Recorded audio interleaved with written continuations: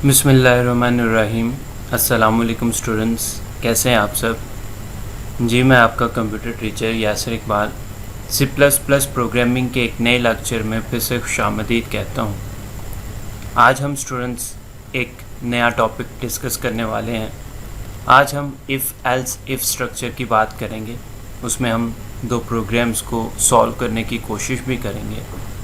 तो आइए स्टूडेंट्स बढ़ते हैं प्रोग्राम नंबर 1 की तरफ। Write a program that inputs a number from the user and determines whether it is positive, negative or zero. Students हमें यहाँ पे यूज़र की तरफ से एक नंबर को इनपुट करने को कहा जा रहा है और वो नंबर या तो पॉजिटिव होगा या नेगेटिव होगा या ज़ीरो होगा। यहाँ पे स्टूडेंट्स आप देख सकते हैं कि एक से ज़्यादा इफ़ कंडीशंस यूज़ हो रहे हैं, तो इसलिए हम इफ़ एल्स इफ़ स्ट्रक्चर जो है इस पे इस्तेमाल कर सकते हैं। तो आइए अपने प्रोग्राम की तरफ बढ़ते हैं। सबसे पहले हम यहाँ पे कंडीशन जो है वो यूज़ करेंगे। कंडीशन के लिए हम जो है सबसे पहले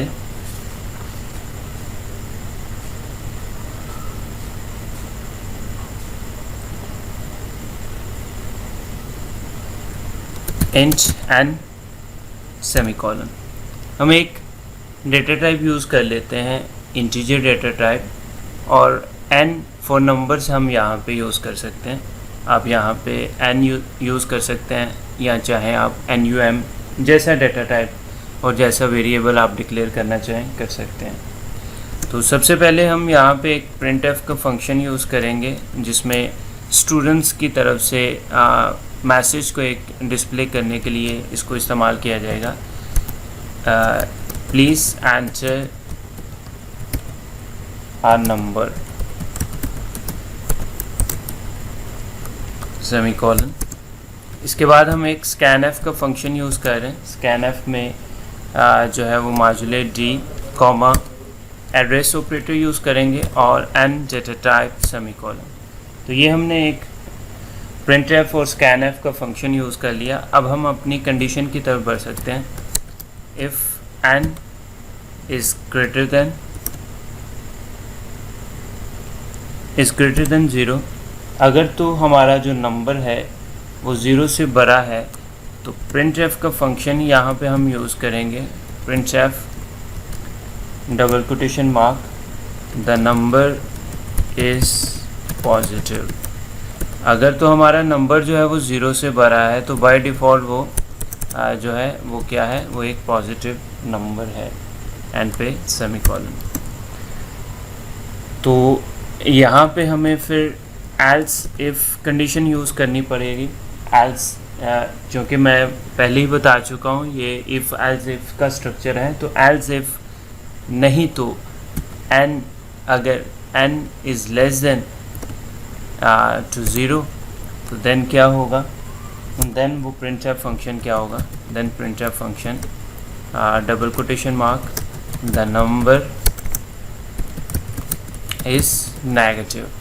तो वो नंबर क्या होगा, वो नंबर नेगेटिव हो जाएगा।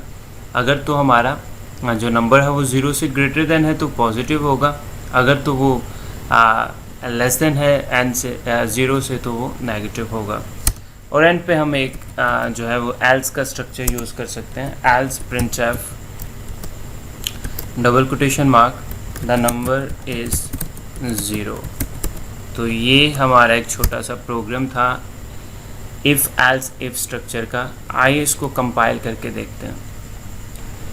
जी प्लीज़ आंसर आ नंबर। तो यूज़र की तरफ से नंबर को इनपुट करने को कह रहा है। 5 में एंटर करता हूँ। The number is positive. हमारा जो नंबर है वो 0 से बड़ा है, सो इट मीन्स डैट कि वो पॉजिटिव नंबर है। दोबारा हम इसको कंपाइल करते हैं और देखते हैं। Please enter number. मैं यहाँ पे लिखता हूँ -5। तो स्टूडेंट आप देख सकते हैं द नंबर इज़ नेगेटिव। उसने बता दिया है कि ये हमारा नंबर जो है वो नेगेटिव है। तो एक दफ़ा और इसको कंपाइल करके देखते हैं। मैं यहाँ पे 0 एंटर करता हूँ, द नंबर इज़ 0, तो वो मैसेज हमें डिस्प्ले दे रहा है नंबर इज़ 0। तो ये था हमारा एक इफ़ एल्स इफ़ का स्ट्रक्चर। इसके अलावा एक और हम स्ट्रक्चर जो है वो प्रोग्राम जो है वो इसको हल करने की कोशिश करते हैं। तो आइए प्रोग्राम की तरफ बढ़ते हैं। Program number 2, write a program that input salary if the salary is 20,000 और मोर। एक ऐसा प्रोग्राम हमने लिखना है जिसमें हम सैलरीज इनपुट करेंगे फ्रॉम द यूज़र। अगर सैलरी जो है वो 20,000 या इससे ज़्यादा होती है, इट डिडक्ट 7% ऑफ सैलरी, तो उसकी सैलरी में 7% जो है वो डिडक्शन होगी। इफ़ द सैलरी इज़ 10,000 और मोर बट लेस देन 20,000, अगर तो सैलरी जो है वो 10,000 से ज़्यादा है या और जो है वो 20,000 से कम है, it deducts 1,000 from the salary, तो उसकी सैलरी से 1,000 की डिडक्शन होगी। But if the salary is less than 10,000 it deducts nothing. अगर तो सैलरी जो है वो 10,000 से कम है तो कुछ भी डिडक्शन नहीं होगी। तो इट मीन्स दैट कि यहाँ पे भी आप देख सकते हैं एक से ज़्यादा कंडीशंस हैं, तो आप इफ़ एल्स इफ़ स्ट्रक्चर जो है वो यूज़ कर सकते हैं। तो आइए स्टूडेंट्स इस प्रोग्राम को भी हम करने की कोशिश करते हैं। इंटीजर डेटा टाइप यहाँ पे मैं यूज़ करूँगा सैलरी के लिए, वो इसलिए कि यहाँ पे जो सैलरीज़ हैं वो उसने 20,000 10,000 तो उसने इंटीजर डेटा टाइप के लिए यहाँ पे यूज़ किया है। तो फ्लोट के लिए मैं यहाँ पे यूज़ कर सकता हूँ नेट अंडरस्कोर सैलरी। तो यहाँ पे मैं नेट सैलरी निकालने के लिए कि डिडक्शन के बाद उसकी सैलरी क्या बनती है, इसको हम नेट अंडरस्कोर सैलरी का यूज़ कर सकते हैं। नेक्स्ट हम स्टूडेंट्स प्रिंटफ एक फंक्शन की तरफ बढ़ते हैं जिसमें वो सैलरीज को एंटर करने का कहेगा। एंटर सैलरी, हम यहाँ पे सैलरी को एंटर करते हैं। एक स्कैन एफ का फंक्शन यूज़ करते हैं और वहाँ पे हम यूज़ करते हैं modulate T comma address operator और सैलरी सेमी कॉलन। यहाँ पे हमने एक printf और एक scanf का फंक्शन यूज़ कर लिया। अब हम कंडीशन की तरफ बढ़ सकते हैं। If salary is greater than 20,000 greater than और इक्वल टू, यहाँ पे हमें या तो सैलरी उसकी 20,000 या 20,000 से ज़्यादा है तो उसकी डिडक्शन जो है वो कितनी होगी, वो 7% डिडक्शन होगी। तो यहाँ पे हम यूज़ कर सकते हैं net equal to salary minus, अब हम 7% डिडक्शन के लिए यहाँ पे जो है वो स्मॉल ब्रैकेट्स का यूज़ कर लेते हैं। तो स्मॉल ब्रैकेट्स के लिए हम क्या करेंगे, salary multiply by 7.0 divided by 100। तो मैं यहाँ पे क्या कर लेता हूँ, मैं उसकी जो सैलरी है वो 7% जो है वो डिडक्ट कर लेता हूँ अगर उसकी सैलरी 20,000 या 20,000 से ज़्यादा है। इसके बाद एल्स इफ़ का स्ट्रक्चर फिर दोबारा से हमें लगाना पड़ेगा। तो अगर उसकी सैलरी जो है सैलरी इज़ ग्रेटर देन और इक्वल टू 10,000, अगर उसकी सैलरी 10,000 या 10,000 से ज़्यादा है तो उसकी जो यहाँ पे मैं नेट अंडरस्कोर सैलरी जो यूज़ करूँगा, क्योंकि हमने ऊपर वेरिएबल जो है वो डिक्लेयर किया हुआ है नेट अंडरस्कोर सैलरी। तो इक्वल टू यहाँ पे उसकी सैलरी क्या आ जाएगी, salary minus small brackets salary multiply by तो 7%। यहाँ पे हमने चूँकि जो उसकी सैलरी है, तो अगर उसकी कंडीशन 10,000 या 20,000 से अगर कम सैलरी है और 10,000 से ज़्यादा है तो यहाँ पे हम उसको 1,000 जो है उसकी डिडक्शन होगी। तो सैलरी माइनस 1,000 मैं इसको लिख देता हूँ, तो सेमी कॉलन यहाँ पे यूज़ करेंगे। एंड पे एल स्ट्रक्चर हमें लगाना पड़ेगा और एल स्ट्रक्चर में नेट अंडरस्कोर सैलरी क्या होगी, net underscore salary equal to salary के बराबर ही होगी, क्योंकि उसकी डिडक्शन कुछ भी नहीं होगी, मींस कि उसकी नेट सैलरी ही सैलरी होगी।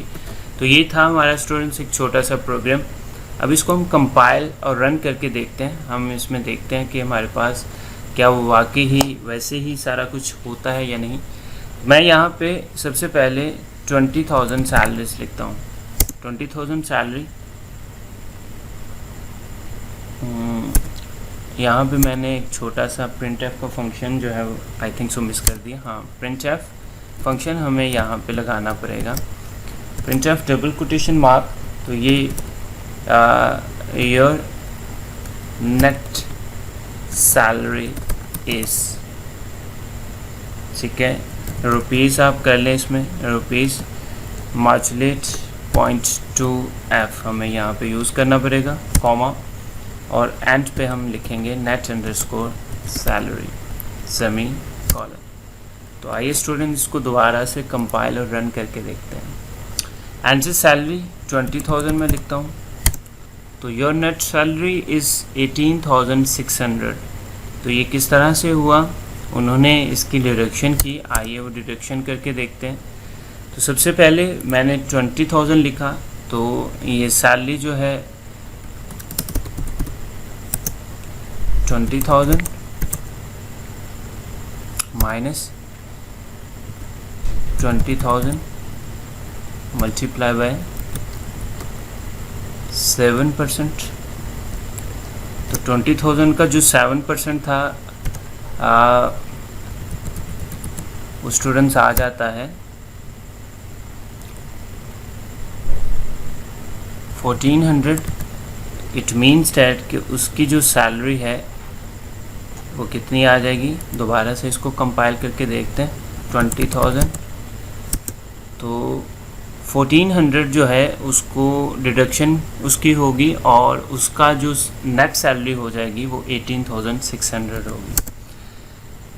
नेक्स्ट हम देखते हैं कि अगर उसकी सैलरी जो है वो 20,000 से कम है और 10,000 से ज़्यादा है, तो देन क्या होगा।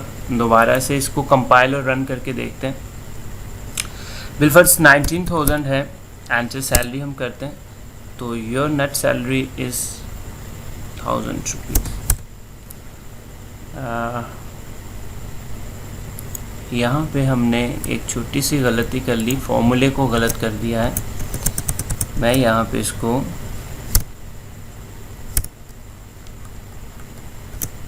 ये करता हूँ। हम दोबारा से इसको कंपाइल और रन करते हैं।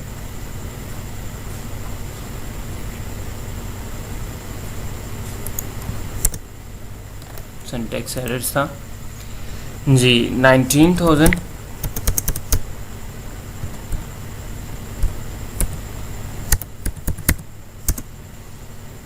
जी, तो 20,000 से और 10,000 तक जितनी भी सैलरीज होंगी उसमें सिर्फ 1,000 जो है डिडक्शन होगी। तो ये भी हमारा जो है वो क्लियर है। अब हम आइए स्टूडेंट्स देखते हैं, अगर हम जो है वो 10,000 से लेस लिखते हैं, तो मैं यहाँ पे 9,999 लिख देता हूँ। तो ये 10,000 से कम सैलरी है। तो आइए देखते हैं इसकी डिडक्शन जो है वो कुछ भी नहीं होगी, उसकी सैलरी उतनी ही होगी। अगर 1 रुपया भी 10,000 में कम है तो उसकी सैलरी डिडक्शन नहीं होगी। तो इट मीन्स डैट कि जिसकी 10,000 सैलरी है उसको नुकसान हो सकता है। दोबारा से हम देखते हैं, मैंने इसको 9,999 जब लिखा तो उसकी डिडक्शन कुछ भी नहीं हुई, उसकी सैलरी 9,999 ही रही। तो अगर मैं इसकी 10,000 सैलरी लिखता हूँ तो इसकी डिडक्शन हो जाएगी, इसकी नेट सैलरी जो है वो 9,000 पे चलेगी। इट मीन्स डैट कि अगर किसी की 10,000 सैलरी है तो उसकी 1,000 सैलरी डिडक्शन होगी, वो 9,000 पे आ जाएगा।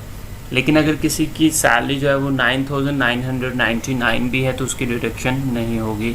तो ये था हमारा स्टूडेंट्स एक छोटा सा प्रोग्राम जिसमें हमने इफ़ एल्स इफ़ स्ट्रक्चर को देखा। नेक्स्ट लेक्चर तक मुझे दीजिए इजाज़त। अपना बहुत सारा ख्याल रखिएगा। अल्लाह हाफिज़।